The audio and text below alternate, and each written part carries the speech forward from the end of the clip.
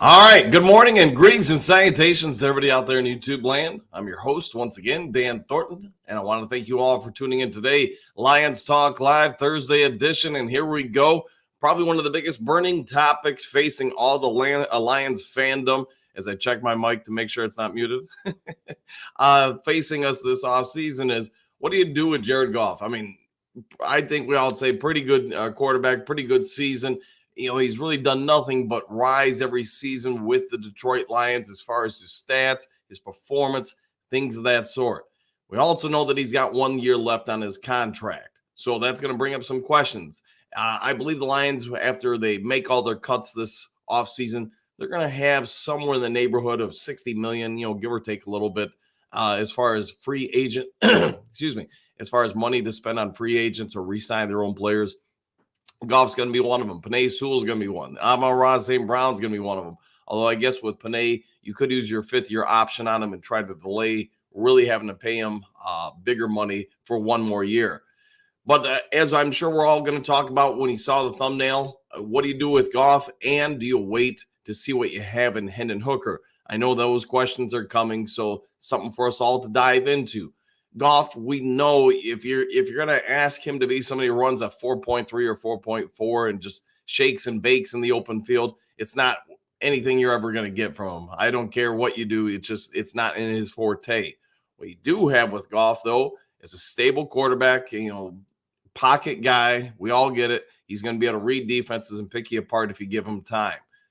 That's the part where I think he's got real value. And as we all know, looking around to many other teams in the NFL, it's going to be a lot easier to get worse at quarterback than it will be for the Detroit Lions to get better at quarterback. So I wanted to see what you guys have to say on that topic. Tomorrow, I'm going to bring in the Sarge, Tony Libretto, and we're going to talk about free agency, get that going with everybody out there, have some chats with you guys in the Sarge about our free agents, but also free agents maybe we should target.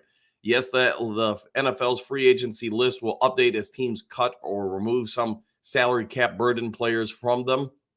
So this will just go by whoever's available at that particular time. We'll debate about that. Also, as I promised you guys, I'm looking into having the interactive mock draft, the first draft or mock draft for the offseason with you guys early next week. Just still trying to figure out how to make it easier for us all to communicate in regards to who to draft with each pick. So I am working on that and trying to get that to you guys. All right, with all that out of the way, a couple formalities here, got to get into it. If you haven't yet subscribed to Lions Talk Live, please consider doing so. Really trying to make that push to get to 5,800. So if you haven't subscribed and you're willing to do so, please consider so. Also, if you enjoy the video, hit the thumbs up button. It surely does help out. It's the off season, so I know things are going to slow down a wee bit, but I'll do what I can to try to still put on an entertaining morning show for you guys. Last but definitely not least, if you are looking to buy property in the state of Michigan, give me a call or shoot me a text. Actually, I wrote up a deal for one of you guys last night and waiting to probably around noon today to find out if that offer gets accepted. So did try to save somebody, the person from the channel, to some money. Looks like if the offer is accepted, we'll save you about $15,000 and then a little bit more on some other things in the back end. So doing what I can to help save you guys some money while I even maybe make a little bit of money for myself. So if you're outside the state of Michigan, don't be afraid to give me a call or text too. See if I can help you out along your path and journey to either buying or selling property. All right, all that's out of the way now. Let's get down to the bulk of the show. All right, going to the top here. Michael, greetings and salutations, Coach and Duke crew. Do you think that the Lions should draft Zach Zentz or sign free agent Hunt? Let me look into both of them a little bit more, Michael, before I give an answer there. Just to be honest, I haven't done a lot of due diligence yet. I've done some stuff here and there, but I don't want to give you bad or not accurate information, at least not something that later on I'd be like, man, that wasn't great. Michael, do you think the Lions give Goff an extension this offseason? In my opinion, I think they're really going to look into it, but I also would not be surprised by any stretch of the imagination. And I know we've talked about it during the season here. If they wait until maybe after next preseason, they want to. My anticipation is they want to see what they have in Hendon Hooker. And it's no disrespect to Goff whatsoever. Goff is what he is. but I think there is at least some possibility that the Lions will consider, is Jared Goff what he is for this team when the day comes that Ben Johnson leaves? Could it be also that Ben Johnson wants to wait one more offseason to take a head coaching job when Jared Goff would be a free agent? Yes, the Lions could hit him with the franchise tag and such at that point if he hasn't signed an extension. But I think these are all possibilities in play. And I'm not saying that is the master plan. I'm not saying 2 weeks from now they don't sign him to an extension. I just think there's a lot of moving parts, particularly to Goff's situation here in Detroit. Everybody loves him. He's done something nobody outside of Eric Kramer, who's alive, has ever done, and that's win a playoff game for the Detroit Lions as a quarterback. So he is an incredibly rare air.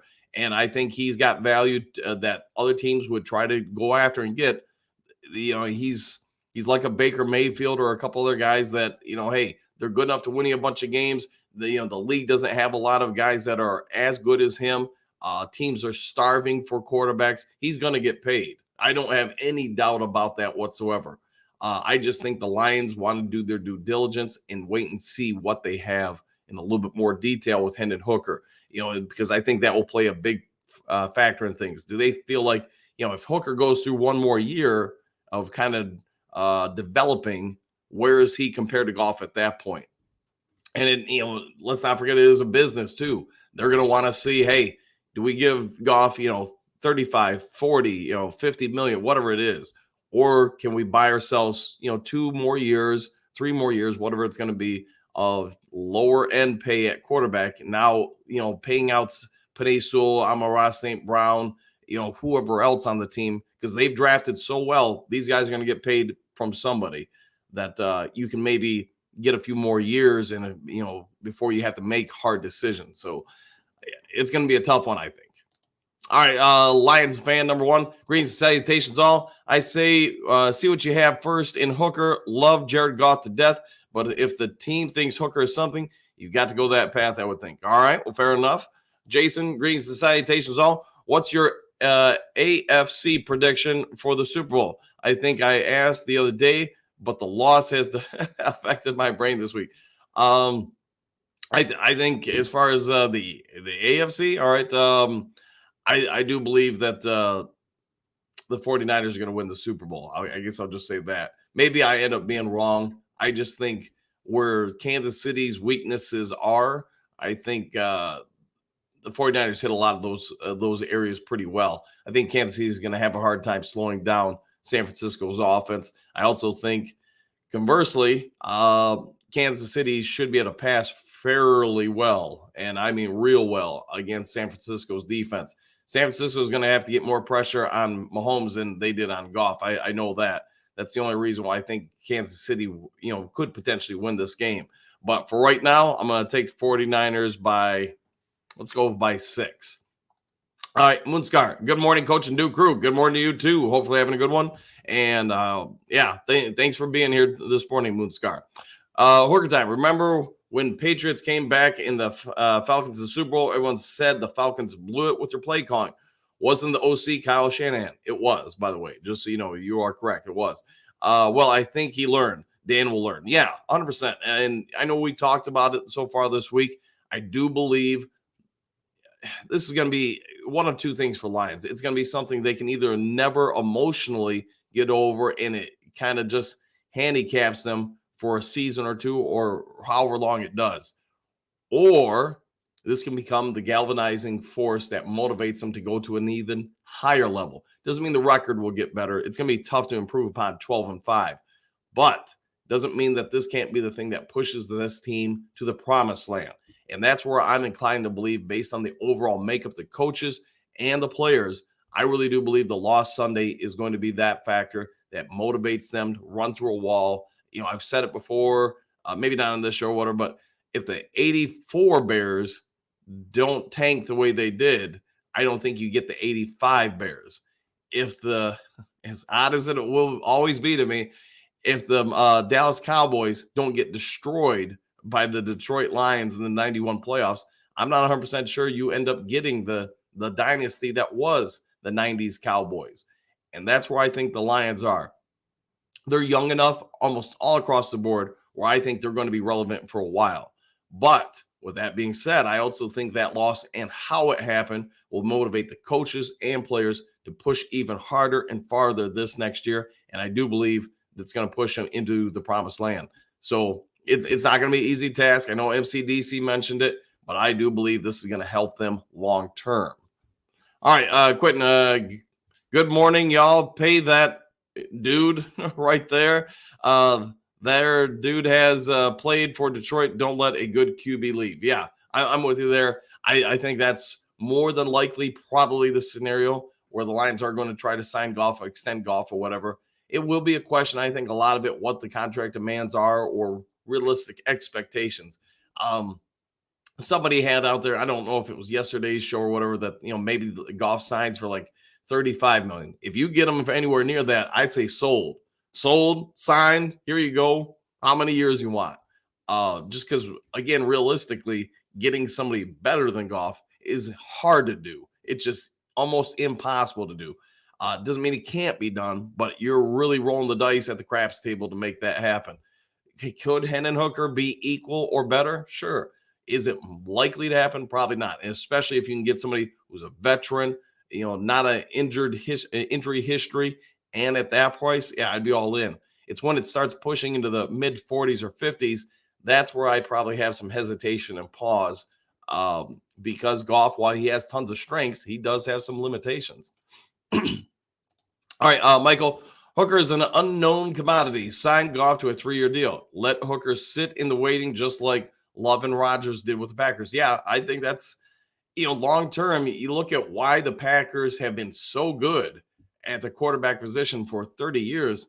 A lot of it is because of that. And I know many people won't remember Don Majkowski, who was the starting quarterback in Green Bay when Green Bay acquired Brett Favre.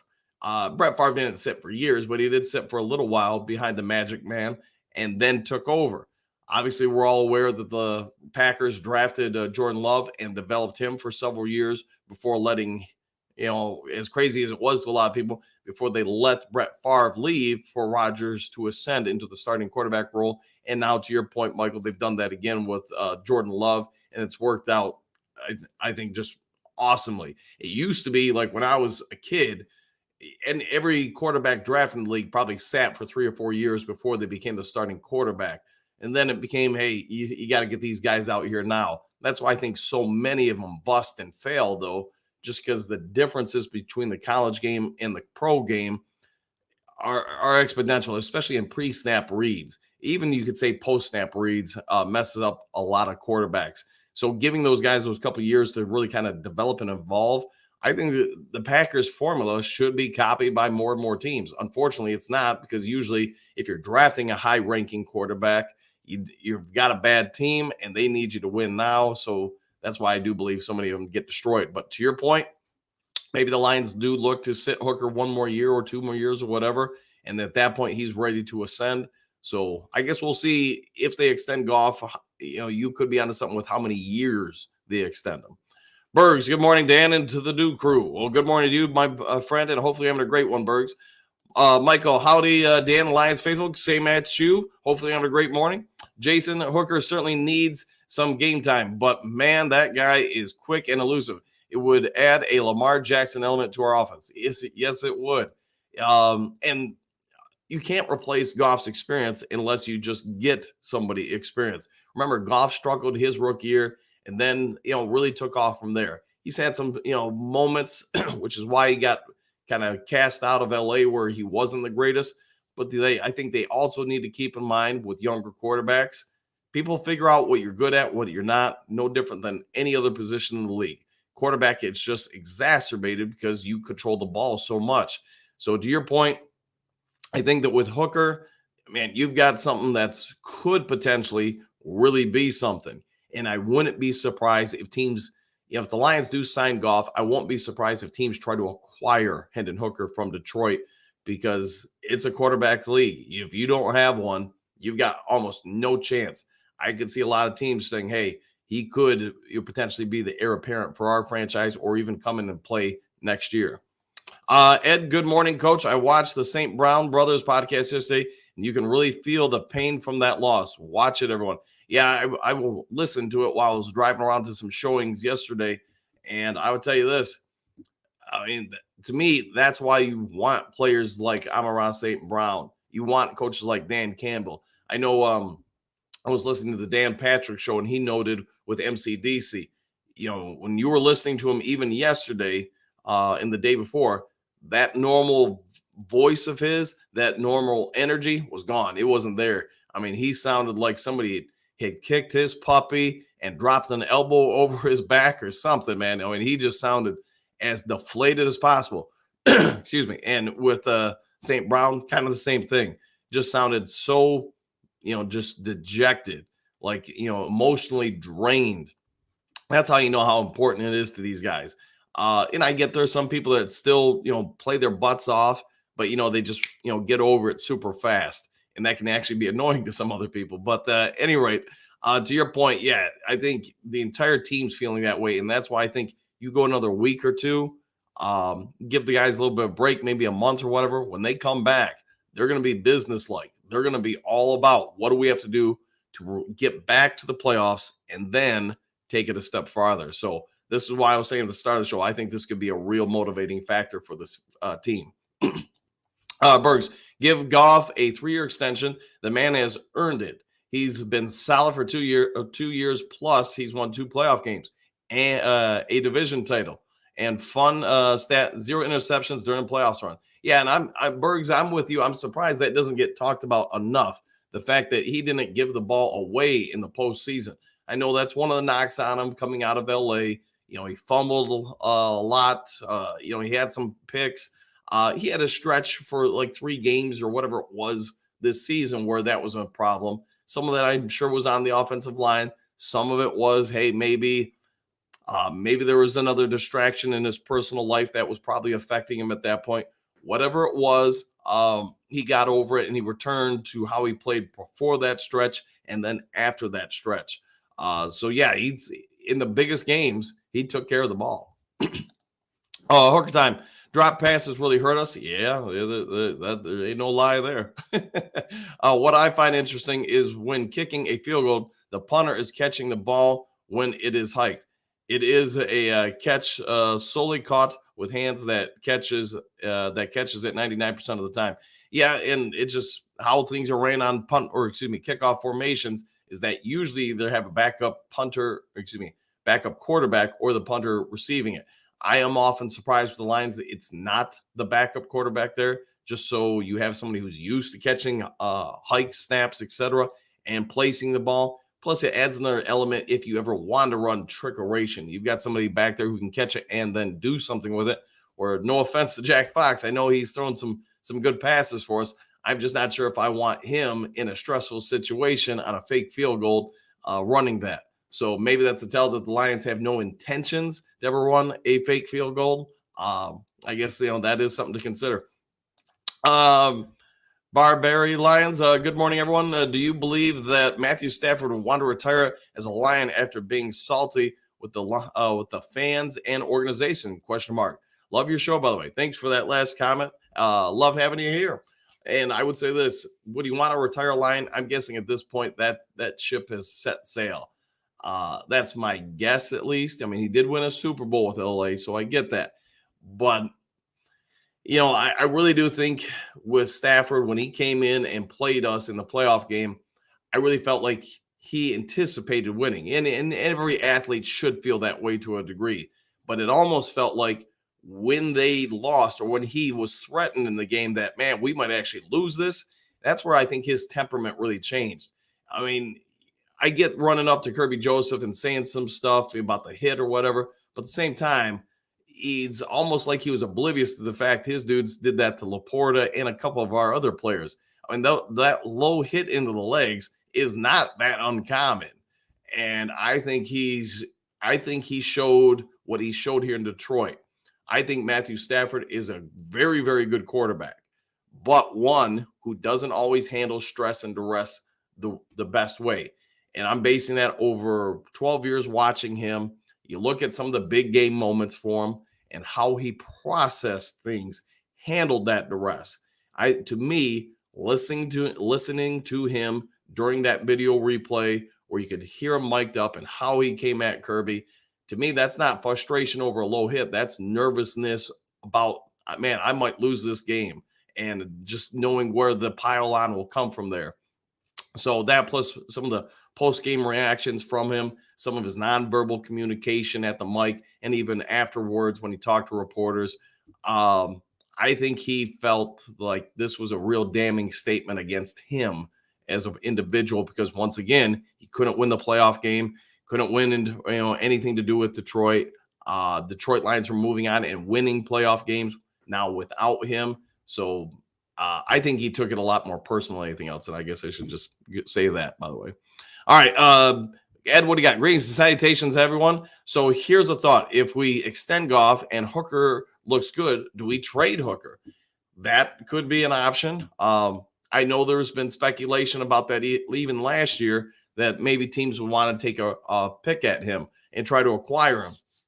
And I'll say this, Hooker's got all the measurables, and I would say most of us in the chat or the show or whatever, if Hooker didn't have the knee injury last year, how many of us would think he would go in the first round? How many of us think he would have went in the second round? And I'll say this, I think he would have went high second round, my opinion. I think the only thing that would have kept him out of the latter part, or maybe even the middle part of the first round, is his age. But as we're seeing across the league, Joe Flacco is like 50 years old or whatever. I'm pretty sure we were on the same high school football team. I just think, that he would have been somewhere in that range as far as a draft pick, but nobody wanted to take him and rehabilitate him for a year. So if he comes out and he looks really strong this next OTAs or preseason games, yeah, I think you're spot on. I think some teams may try to acquire him. What you'll get for him if you're Detroit, that I don't know, because at that point, you're worried about the 2025 draft. But it's possible you might be able to get a second round for him, or maybe like a third and a couple of fourths or something like that. But you could be onto something, Eddie.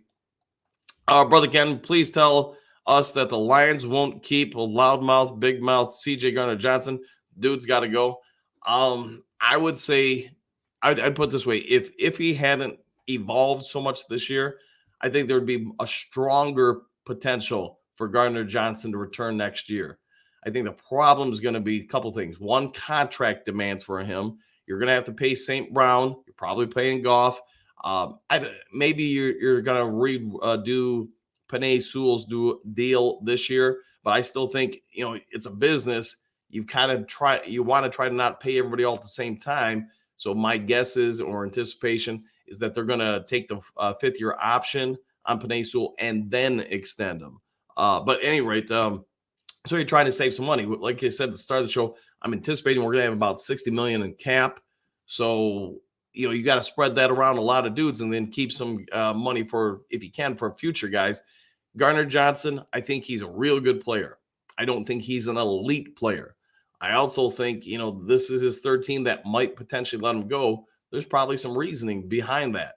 And can you draft somebody, I guess, in the middle or later rounds that can be that number 3 safety that you feel isn't exponentially different than him? The guy's got some strengths, but is it enough of a strength to want to retain him? That's where I think the question really comes up, and I'm not 100% sure they're going to keep him. All right, Moonscar, I watched the St. Brown Brothers podcast, and you know what they're saying. And yeah, I think it was a pretty good spot on one. If you guys haven't seen it, do what Moonscar and Ed are talking about. Go ahead and check that out, maybe after the show, or on your drive to work or whatever it may be. It was a good one. Ed, our window is now. Sign Goff, trade Hooker for a high first-round pick, and build the team for a Super Bowl run. Yeah, if you could get anywhere towards middle first round, or maybe even a lower first-round pick, I probably would really take a look at Hooker. Saying that he ends up being the NFL MVP 4 years in a row, we'll all regret it. But, hey, that's where you got to trust your scouts and your coaches to say, hey, where's this guy at on things? Do we need to keep him or not? George, good morning. Any word on AG? I'm thinking he will be back too. Yeah, I'm with you. I don't think Aaron Glenn's going to be gone next year. So I know some people are going to be happy with that. I know some people are going to be sad about that. All I can say is, to me, Aaron Glenn, like Ben Johnson and MCDC, they all developed, they all improved, they got better over the last 3 years, and especially this past year. So my anticipation is, yeah, he's going to be back. Dennis, good morning, fam. We got a new DL coach. Yep, and I'll talk about that a little bit more in depth. I want to say we signed a running back coach too, but I'll hop on those topics a little bit with tomorrow's show. I just didn't, with coaching stuff for me, I didn't have enough time to really get into both of them. All right, Susan, what do you got? Good morning, all. Good morning to you. Ed, Lions need a defense that can cover a mobile quarterback. Yeah, it's something that obviously bit us in the butt the last 3 years, and then in the NFC Championship game, Purdy made some pretty good yards running against us. Brother Ken, Broderick Martin was a huge disappointment to me. What are your thoughts, Coach? I think, I put him up there with a lot of the other guys on the team that have been drafted. So like an iffy, maybe Kirby Joseph to a certain degree, Derek Barnes to a degree. Just not everybody develops at the same pace and time. I really think next year, if we don't see significantly more out of him, then he's probably leaning towards being a bust. But some guys do take 2-3 years to develop. He could be that guy. I know he's incredibly athletic. I know he's also incredibly raw. So I think therein lies the problem. You give him some time to develop. You trust the coaches to, coach him up. Then you probably got something with him either next year or the following year. All right, Jess, what do you got? Agrees and citations. Pay Goff $40 million a year. Nothing more. He's good and just not great. Don't be the New York Giants. Yeah, there could be something there. I think he's way above the New York Giants guy, but I would say this. I wouldn't, if it's me, I'm not giving him 50 a year. I just don't think Jared Goff's that guy. But you're also going to have to make some choices if you don't sign him for a deal that obviously him and his representation wants. You've got to have a plan to replace him with somebody who's just as good. You do not want to take a step down at the quarterback spot. All right, Doug, greetings, salutations all. I say wait to see what Hooker is. Okay, that's fair enough. I mean, and that probably is where some people are going to want to go with things. All right, Ed, use that investment in Hooker to get the players you really need. Okay, it could be that, man, this is going to be a topic all offseason. What do you do with Hooker and or Goff? My anticipation is they're going to re-sign Goff, but if they really feel like Hooker's something, then if you can save that money, you've probably just brought in 2 to 3 more players that could be impactful. Moonscar, can't wait for the draft and preseason. NFL knows how to keep your mouth watering. They do. And you're about a month or so away from free agency, and then you're about 2 months away from the draft. And then you've got the real NFL dead period. You got about 7 weeks of almost nothing before OTAs, preseason, all that stuff really starts really getting rolling. So enjoy the downtime, I guess you could say, while you got it, because there ain't much of it. Mile, good morning. It's all Jared Goff. It's all Jared for me. Extend him now. I think he'll be reasonable because Lions gave him a shot at renewal, and he is part of them now. Yeah, and that's where I'm hoping, they're going to extend him. It's my hope that they get him somewhere around like 38, maybe 42 million a year. You start getting above that, and maybe I have a little bit of a raised eyebrow. But if they can keep him anywhere around there, then I think I'd be real happy. While it's a lot in today's market, I think we all know by year 2, 3, it starts becoming, further and further down the list. So I think you're onto something there, Mile. K-Pop, good morning, everyone. Let's not mess it up. Keep Goff. Yeah, I think that's where most of the fan base is going to be with things. All right, brother Ken, I agree with Huffmaster. We can't go another season because scorched by mobile quarterbacks. Yeah, I think that's got to be, along with the secondary, that's got to be about priority number 1. And what you're going to do about it, I guess that's what free agency and everything else comes down to. We all know that James Houston is basically a restricted free agent. So that'll be a big tell too. What are they going to do with him? He really helps out against mobile quarterbacks because that's right up his alley. But as we all also know, he's not very good against the running game. So you got a double-edged sword with him. But I would say this, I'd at least, until I got better options, I'd be looking at keeping him, because you know what? You've got to do something to help correct it. And you're going to have to do more than just one player. Don't get me wrong. You need more than just one guy, but you're going to have to, especially let's assume Justin Fields stays in Chicago. You know, Jordan Love's going to be around in Green Bay. We'll see what Minnesota does at quarterback, but just in your own division, the most of your divisional games are going to involve mobile quarterbacks. You've got to do something to combat that, because you want to win your division, right? All right, Matthew, greetings and salutations. Good morning, everyone. As to your question, should we extend Goff? Yes, but a short extension with incentives more than a straight raise. Playoff, Super Bowl, Pro Bowl, TDs, etc. Okay, that's not actually a bad idea to get the incentive-based contract. Yeah, so that could definitely work out. Well, and who knows what he'll get from the Lions until it happens. We're all speculating at this point, but I think you're onto something with trying to make it more of an incentive-laden contract, performance-based contract. Matthew Perry, what do you got? Greetings and salutations! Exclamation point. Looking at the team, we need 2 cornerbacks, DE, OL, and some infusion of talent along the D line.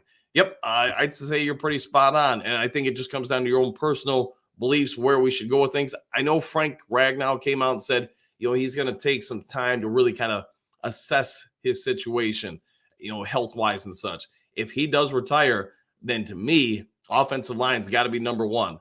I really question if they're going to re-sign Jonah Jackson, but maybe if Frank Ragnow does retire, maybe Jonah Jackson is now a must re-sign. I just don't think you want too much shift in that offensive line. Finding a center is not going to be easy. Glasgow has come out and said, he wants to remain aligned, and it sounds like both sides are in agreement on that. So maybe if Ragnow does retire, maybe you're just resigning Glasgow and moving him to center. Draft a guard, unless you're convinced Kobe Scoresdale is ready to step in and be a guard. And you keep Jonah Jackson, you're probably in pretty good shape for next year. Although I still would encourage the team to draft some younger offensive linemen who can develop for a year and replace some guys, because we're probably all aware if Frank leaves, you got to replace him. Whether Glasgow would be a band-aid, but Glasgow's in his early, almost mid 30s, so he's not a long-term answer. He's a short-term for a year or two. Decker, I would have some questions about as well. And then, yes, to your point, Matthew, you got to get some corners that can cover. You want to play man-to-man all across the board, which clearly Aaron Glenn prefers last year and this year. You're going to have to get some guys who can do it and catch interceptions. That would probably help a lot. All right, big old D, very accurate. Goff is, yeah, he is. He's had some phenomenal numbers here in Detroit. So as long as you protect him and you're going to invest in that offensive line, you got to keep doing it. Shannon, what's up, Coach? Good morning. Good morning, you too. JT, what do you got? Good morning, all. Good morning, you as well. Hookadoo, good morning, Coach, and the best do crew. Well, good morning to you. Hopefully, having a great morning, everybody. All right, Moonscar, do you know if and when you can extend a player and throw some of that money back into the season's cap if the team still has room left and the current league year isn't over yet? So there's a lot of factors that come into it. But let's just start with that. I will say this: you extend them anywhere in the preseason, that's going to go on next year's cap. You get into the season, I just don't want to say the wrong stuff because I'm not 100% sure, but I want to say if it's not halfway through the season, that goes on the current fiscal year's cap. You start getting to the back end of the season, they're going to prorate part of it for this year, but the vast majority of it would go to the next league season. So I believe that's correct. Is that still you? If Goff stays, it tells other players that Detroit is a team effort and players will want to come here. Why can't Hooker be a backup? He can be 100%. And I'm not saying Hooker should be the starter. I want to be clear about that. I'm just posing questions out there. Offseason, hey, let's all talk about stuff. And it could be potential that Hooker's trade bait for something. So all these are possibilities. I'm just, my personal opinion, I would like to keep Goff if it's anywhere around 38 to 42 million. You start getting above that. I like the guy a lot. I just also think, I don't want to break the bank on one particular player, even though obviously we all know quarterback is the most important position on the field. So you got a lot of real good young talent in Detroit, and that's where I think you got to do what you can. And it's probably somebody wiser than me that's got to figure it out. What do you do to maintain all this very good youthful talent? All right, Ed, the Lions made this mistake in the past. You need a balanced team. Don't count on one star like Billy, Barry, CJ, Stafford. The list goes on for years. Yeah, and the other part of that is, Ed, the Lions, I really thought could have been up there in the 90s if they kept Eric Kramer. Or unfortunately, Andre Ware didn't, work out either. They thought they were drafting, obviously, the guy that would take him to the Super Bowl. I remember Joe Theismann talking about when Andre Ware was drafted, the Lions just, won a Super Bowl with this kid. He's going to be great. Unfortunately, that didn't pan out. And then the third strike for the Lions in the 90s was they could have had Warren Moon. They could have apparently had Joe Montana. I want to say there was somebody else, too, that I'm not thinking about that they could have had as a quarterback. They turned all three down and went for Scott Mitchell. And Scott Mitchell did, in his defense, he did have one very phenomenal year and then three very meh years. But if you don't have a quarterback in this league, it's just dang tough to win. All right, Brent, good morning, Coach and Duke Crew. I am all for extending Goff sometime next season, but not if he's going to give us not if he's not going to give us a home team discount. Yeah, and that's where I think if you can get it anywhere around 40, maybe even if you're real lucky, a little bit less, then yeah, I would resign him real quick. Wouldn't hesitate at all. Matthew, draft-wise, we need defense, but we also need to shore up the offensive line. Center guard for Frank, tackle for Decker, then a lockdown corner, D end or tackle opposite Hutchinson, linebacker to back Anzalone. Yeah, I think you're pretty spot on with most of that. I would say to me, the biggest needs right off the bat are probably replacing some of the offensive line, the cornerback spot, and then probably somebody who can get heat on the quarterback opposite Hutchinson. From there, yeah, if you can get an interior defensive tackle, or maybe that's where you go to try to help get that heat on the quarterback, then you got something real good there. Linebacker, hopefully Campbell keeps developing and evolving. Same with Barnes. I thought this was Barnes' best year of his career. And, let's not forget about Rodrigo. The dude's not bad. It's just everybody else is unfortunately a little bit better than him, it would seem. All right, Hoker time. Kirk Cousins wants $90 million for 2 years. I started to like him as a Christian guy over the years, but nope, no respect. He just wants his. He claims to want a Super Bowl. Don't believe it. Yeah. So $45 million a year. I mean, it's not the top end of the NFL pay board for quarterbacks, but he is going to, or anybody getting that, at least for this year, next year, is going to affect their team's ability to go out and sign some other players. And therein lies the problem with Minnesota, because I do believe Minnesota, while they did very well this year, they're also showing signs of age in a lot of positions. And you've got to replace those guys. If you can't do it through the draft, you got to do it through free agency. And if he's taking up that much of next year's cap, that's going to really limit their options, which I'm okay with, because you know what? It means if they're keeping Cousins, they're not affecting other parts of their team. I'm being selfish as a Lions fan there, although Kirk Cousins is a very good quarterback. Jason, what does the cap space look like after signing our current necessary pieces?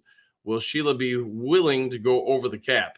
There's going to be limitations. I mean, I don't know if it's not like the NBA where you can pay the luxury cap or something. They've got to keep within bounds. And, there's lots of ways, hey, you can front load, middle load or back load a contract to try to help alleviate the salary cap issues. You can be real creative with your cap structures, but I have no doubt, to your question, Jason, Sheila's going to be willing to give up money. I get every kind of sense from her that she's all about winning. She's all about the franchise. And plus, you look at probably how ticket sales this year and then next year have gone up for the Detroit Lions. The income they're generating from their home games, the playoff games were a big boon for the not just the city or greater Metro Detroit, but for the Lions franchise, they're now going to have some extra money to help absorb expenditures for re-signing players or coaches, etc. So all that comes into play. And long answer is, I guess, Sheila, my guess would be way okay with paying whoever, whatever, to keep them around. Hooker time. St. Brown needs a contract now. Reynolds makes more than him. Come on. Yeah, and I'm going to guess that will change here in the next probably 2 months. Yeah, St. Brown's about to get paid, in my opinion. He's going to be, I won't say he's going to be the number one paid receiver in the NFL, but my guess is he's definitely going to be in the top 10, maybe top 5. Shannon, thank God this is not Hooker talk. Fair enough. All right, Hooker time.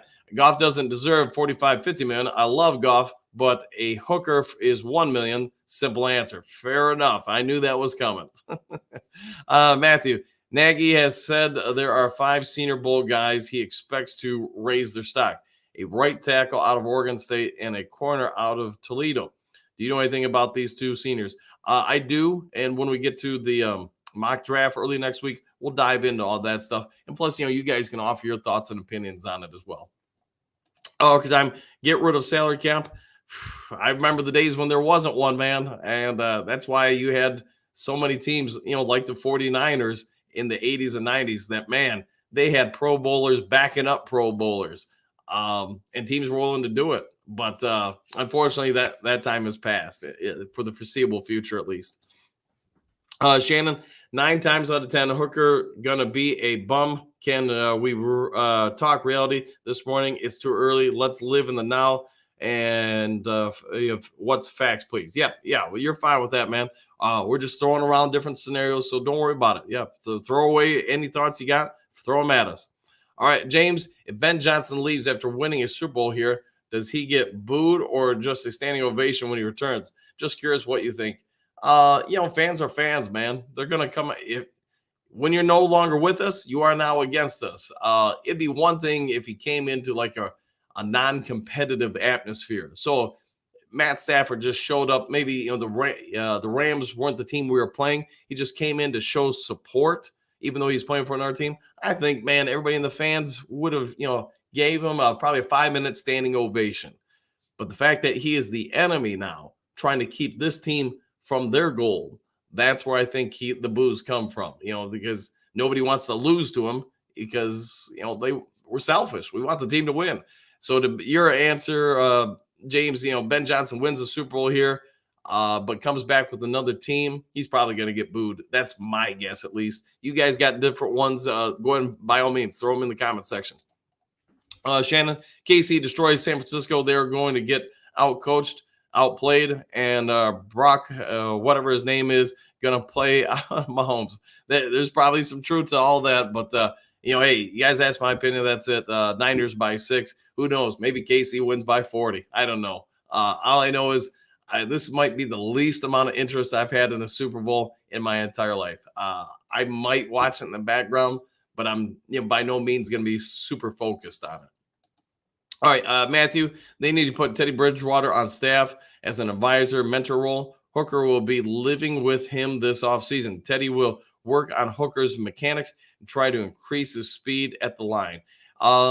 That would be a real great idea. It sounds like Teddy Bridgewater is going to be a high school coach, offensive coordinator, if I'm not mistaken, because he wants to be around his kids and help coach them. So maybe I'm wrong with that, but that's what I seem to remember. Somebody, if they know I'm wrong, go ahead and let me know in the comment section. But if he could do both, maybe that's an option. I just think if you're trying to do both at the same time, you're probably not being fair to either one of the teams.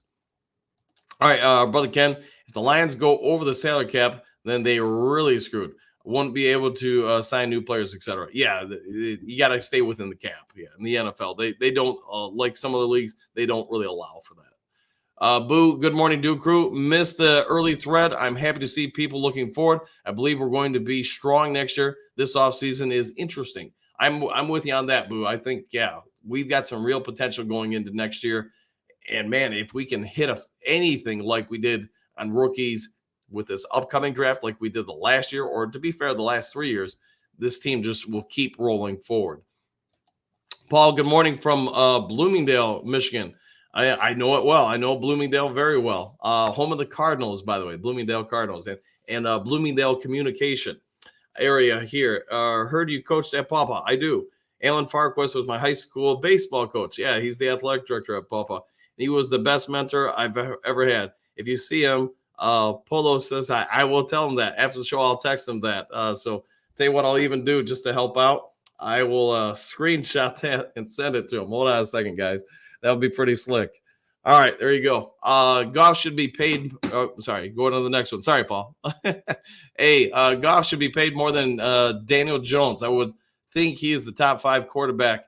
Today's QB prices will increase in a couple more years. Yeah, every year, like everything else in the NFL, or I guess you could say in life, other than the 82-cent Mountain Dew at Circle K. It's been the same for about a decade. But yeah, you're right. The prices, so whatever Goff, let's just say he resigns for Detroit for whatever amount, a year or two from now, it's going to be less and less. And if it's like a 3 to 5 year deal, every year into it, like his current deal, it's going to look cheaper and cheaper. Remember when Stafford re-signed for whatever it was, like $20 million a year and something like that in Detroit, and he was the highest paid quarterback. And that lasted about 2 weeks. And then obviously a year or two later, or by today's standards, I mean, that's nothing. If you could get a quarterback for $20 million a year now, you would think the guy wasn't very good. So yeah, I'm with you there. Every year that Goff's deal goes by, he's going to look better and better as far as the cap concern. One funky, some limitations, question mark. Very important limitations. And the big one is Goff's kept himself under pressure. Way too many throws into the turf or sailed over receivers' heads. I mean, he's not Patrick Mahomes. I think we all agree on that. He's not, I don't know, whoever else you want to compare him to. He's not that guy at quarterback. But let's also be fair. If you look around the league, how many QBs would you say are below Goff? And I can only tell you my opinion. Don't take it as the gospel. Don't take it as a rule or whatever. But my opinion, there's an argument to be made that there's 20 to 25, somewhere in that range at least, quarterbacks that are below Goff. And that means the vast majority of the league would consider Goff an upgrade, especially when if factor in he's only 28 or 29. And realistically, since he's had no major injuries in his career, he could play for, by today's standards, another decade. So if you could say to yourself, you're going to get quarterback play for 5 to maybe 10 years out of a guy that's in the top 10% of the quarterback play in the league, it just means there's very few players that supersede Goff. And that's where I think you're at a real crossroads with Goff. He's good enough to be in rare air. He's maybe not great. And I think if our expectation is you've got to be in the top 3 at a position to be worthy of keeping, I think you're probably not going to ever be real happy with the players on the field. So that's just, I'm not saying keep them. I'm not saying get rid of them. I'm just offering my thoughts on them. So you guys let me know your thoughts on them. All right, Hookadoo, I think Goff is worth the risk. Yeah, and I know Ben Johnson stated a few times, and same with Brad Holmes. It's going to be a whole lot easier to take a downgrade at quarterback than it is an upgrade. All right, Bit Lady, good morning, Coach and Duke Crew. Good morning to you too. Shannon, just stop. We don't know what Jordan Love is. He sucked in the beginning of the year and a little bit of the season. He was okay, so now people are taking him seriously. Let's see what the guy might stink. Yeah, give him another year or two, and then you probably make a real fair assessment on him, Shannon. So I agree with you there. 1 year, he had some ups and downs for sure. As the year went on, he seemed to kind of get better and better, a little bit more comfortable. Next year, though, when there's more film on him, could he have basically a sophomore slump? Sure. People can figure out his strengths and game plan for him better. If he does anything like he did this year or better next year, then he's probably going to be pretty decent. If he kind of falls or tapers down a little bit because people have more film on him, and again, know his weaknesses a little bit better and how to game plan for him, then Green Bay's probably got a little bit of a raised eyebrow. So I get what you're saying. One funky, but Love got them into the postseason and won a playoff game. He should get $50 million, right? I'm not saying that. So that's up to Green Bay or somebody in Green Bay. I have no idea what Jordan Love's value. I just haven't watched him enough. Shannon, how are they supposed to sound? They was better on Lost. It's worse. I'm still sick. The city is the fight in our team. With this pain, we make us monsters. Nah, everybody's still in pain from the loss, Shannon. I get it, man. We're all still feeling on it. It's just me at this point. I'm like, hey, I can't change the past. Can't change what happened Sunday. So what can we do to take this team forward and go to the next level next year? That's all I'm focusing on. Donkey Kong, yes, I concur. It is Super Bowl or bust next year. So let's make that happen. Brent, NFC Championship game loss will galvanize this team even more. Like Dan Miller said, quote, now they are battle tested, battle hardened, end quote. Because of the loss, Super Bowl or bust. Yes, I do believe, and I know I've mentioned it all week long, I do believe this team is going to use this as a motivating factor. Going to be like the bad boys Pistons losing to the Boston Celtics, and use that as motivation and fuel to win maybe a Super Bowl or two. Just like the Cowboys of the early 90s and, the Chicago Bears of the mid 80s. And I'm sure there's other teams you can use as, equivalents, but hopefully you get my thoughts, my points. Eduardo, if Goff plays MVP level weeks 1 through 6, he gets hurt. Hooker comes in for weeks 6 through 12, plays the same level. Goff comes back week 13. What do you do? Boy, that's a real coaching question there. So if they're playing at the equivalent level, every coach is going to handle it different. Some coaches will say, yeah, I'm not going to cost you your starting spot because he got injured. Others are going to say, if this kid's already rolling, we're going to let him keep rolling. So that's going to be a question for Ben Johnson and MCDC. I guess that's what I would say. So what they would do in that scenario, I don't know, because I think they'd be more loyal to Goff just based on how this coaching staff seems to be wired. That's what my anticipation would be. But obviously, I can't speak for them. Bit Lady, what do you think of the new D-line coach and defensive run game coordinator, Terrell Williams from Titans? He has old connections with MCDC. Looks positive. You might not have been here at the start of the show, Bit Lady, but I just because of coaching stuff for me, I wasn't able to really do much of a research on them both. So I'll have to probably wait till tomorrow morning to give any kind of commentary on that. At least, otherwise I'd just be BSing my way through it, and I don't want to do that to you guys. Eduardo, would it be fair to expect a top 10 defense next year? I think there's some potential to be like 15 to 10. Yes.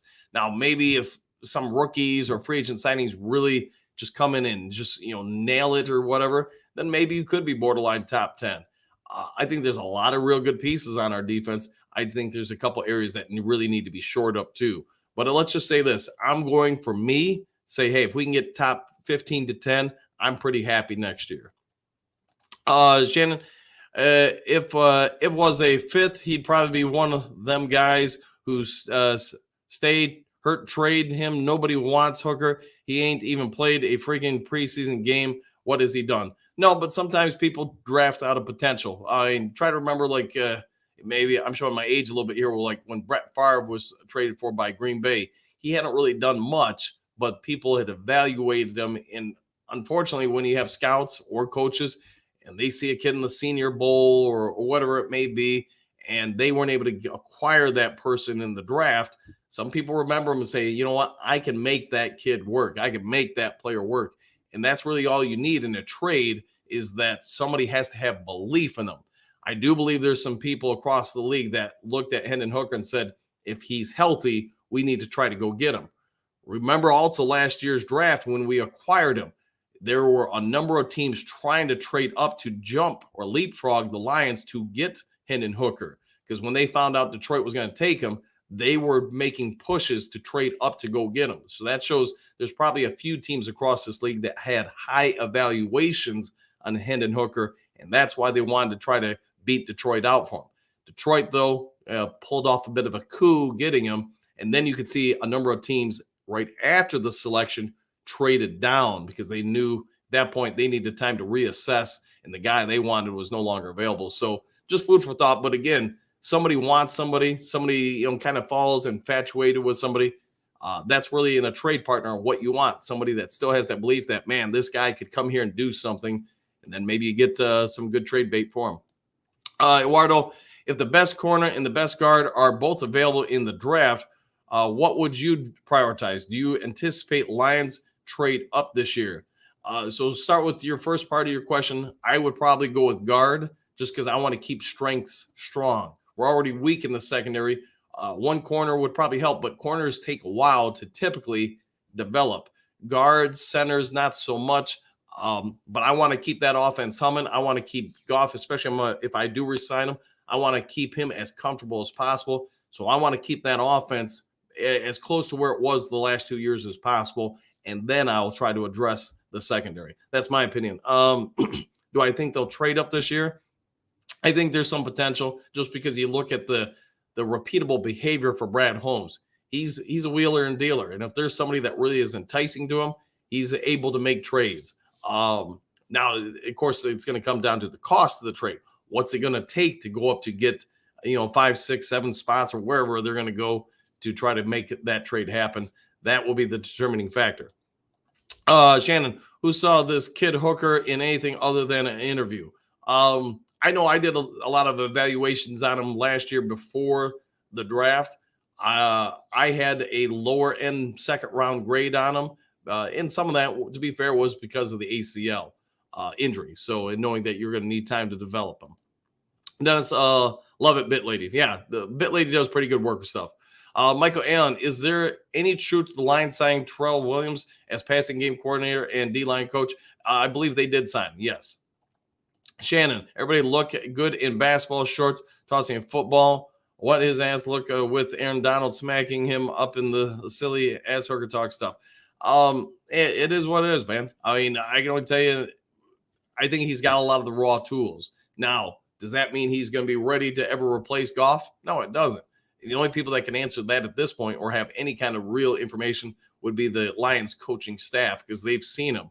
Hooker, to the rest of us, have been a mystery because, if you haven't been a press reporter, this is how practices work. You get to go out there and watch the first 15 minutes on average of a practice. And let me tell you, during those first 15 minutes, they are not doing anything that's really newsworthy. Guys working with some position coaches on the sidelines, doing just basically warm-up stretches and things of that sort. It's not like it was in the 80s or even early 90s where most reporters could sit around and watch the entire practice.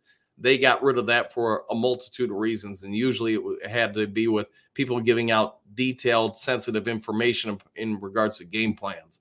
So, if the coaching staff believes he's something, then fine, you got something there. If they don't believe from what they've seen, then you know what? It doesn't matter. So only the coaches can really say or have a fair evaluation of what they think Hendon Hooker is or is not at this point. All right, let's see. JP, CJ Gardner-Johnson is good, but a lot of money for a position we already have some dudes playing at. Yeah, and I think that will also be part of the factor of why potentially he's not going to get re-signed.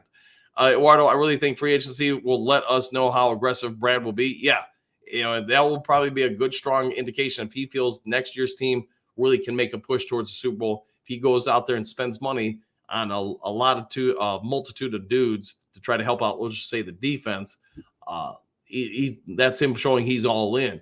I will also say wouldn't be consistent with what he's done during his time in Detroit. But to be fair, year one, you're looking just to fix the books. They'll get rid of a lot of the dead money that the prior regime, Bob Quinn, left for us. Year two, I'm going to guess he didn't feel like there was any real need to sign any big price free agents. The team wasn't there yet. But this upcoming year, it is real possible. Is that still you, Coach? When was the last time Lions had really good backup quarterback? I thought DC, Holmes, Sheila want everything solid across the team, including backups. Yeah, and I'm not saying they're going to trade Hendon Hooker. I'm just saying, hey, if a team makes a call and it makes an offer you can't refuse, you got to look at it. The last time they had a really good quarterback, probably David Craig. So you're going back about 30, maybe 25 years ago. How about this? Is that still you? It's been a real long time. Dave Goff choked really bad. He overthrew, except we've seen it several times during the season. No one is talking about it. I'll look at his, the NFC Championship game probably wasn't his best game of the season. Wasn't his worst either. But you look at his completion percentage, it's pretty high. You look across the league, you're going to see guys overthrow and underthrow people. It happens. I don't care if you're talking, Warren Moon, Randall Cunningham, Joe Montana, or Steve Young, Troy Aikman. You watch enough of their games, you will see it happen. And now the question becomes, is that on the quarterback where they underthrew, overthrew, or is it a route concept miss up between receiver and quarterback? And that's the one thing I can say, us as fans, we have no idea. And you can listen to whoever in the media, no idea. The only people that are really going to know are the players and the coaches because they knew what the route was or whatever. So that's all I can really say on that, Dave. All right, Eduardo, I think I would prefer to get a veteran cornerback like Snead or Jalen Johnson than draft a cornerback because they take 2 to 3 years to develop. Yeah, you're 100% right. Remember, oh gosh, what's his name over in Philadelphia now? Slay. I mean, a lot of people were saying he was a bust after his rookie year, but then by year 2, you started to see a few things, and then year 3, he really broke out. So I get your point about wanting to go for somebody with a little bit more experience there. So we'll leave that up to the coaches. All right, one funky. This fan base is funny. Hooker is unknown. He is an unknown. Garbage. We should rate him for a first. Good grief. It doesn't work like that. No, and I'm not saying somebody will give a first. Just if somebody falls in love with him, though, which does happen, if somebody wants to give you something, an offer you can't refuse, I'd at least listen to it. All right, Eduardo, Campbell really needs to take a big leap next season. Like as close to Fred Warner as possible. We couldn't had Banks or, excuse me, Porter Jr., who both are by midseason were locked down number 1 receivers. Yeah, and hey, we can all go back on last year's draft and say we could have done this or that. But what I can say, I think most of us would agree, is those top 4 guys were all impactful players. Now, could you have got somebody different here or there? Sure. But what we can say is all of them did significant work for rookies. All right, Harrisville can't get mad at a guy they know was going to be a developmental piece after 1 season. Yeah, and some players do take longer than others. All right, Danny Word, or what do you got? When that ball hit Vildor's face, C.J. Gardner-Johnson is a safety. Where was he? Just being, excuse me, yanked right past him. He should have been back there with Vildor, left him one-on-one. Yeah, and maybe it was the formation call of the scheme. That part I don't know without watching the tape. And to be fair, I haven't watched that second half again yet. Shannon, well, what do you do with a hooker? Put their butt on the street corners, see what they can get. Yep, and we'll see what hooker will be. You guys, and Shannon, you really seem on top of this hooker thing. I'm not saying he's going to be anything. I'm not saying he's going to be great. I'm not saying he's going to be a bum. I'm saying I don't know, and I think that's what most of us are saying.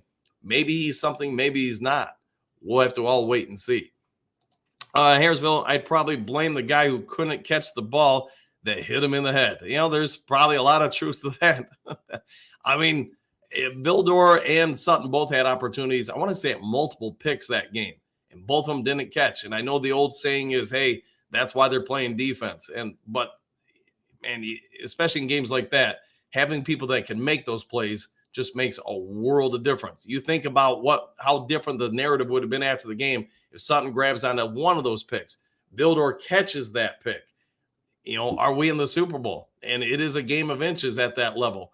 I know people are on Goff about the right before halftime overthrowing Gibbs in the end zone. But if you go back and watch that replay, some of that overthrow is because Gibbs loses his footing coming out of the break. So he slips momentarily before regaining his balance. Does that throw off the timing of the play? And those are sometimes the nuances that I think more often than not, if you don't watch the replays, we don't always pick up on live. That passes off by about 3 yards, I want to say, to Gibbs. And how much does that slip, momentary as it is, where he loses balance, loses footing, throws off a pass? I'm going to guess probably by a couple yards in the route tree concept. Anthony, good morning, Duke Crew. Good morning to you too.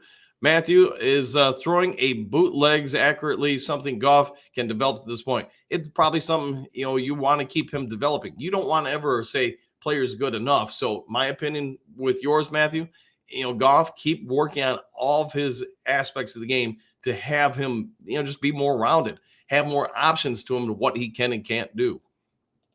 Ian, what do you got? I'd like to see us trade some picks, move up a little bit, and grab Kool-Aid. Yeah, maybe Cooper. Those are both options. Now, would Brad Holmes be willing to do it, though? That's the question. And one I can't answer. Is that still you, One Funky Lions fans are funny? Yes, I hear you. Yes. Shannon, look at Lamar, Mobile Jackson. Suck. He gets smacked in the playoffs.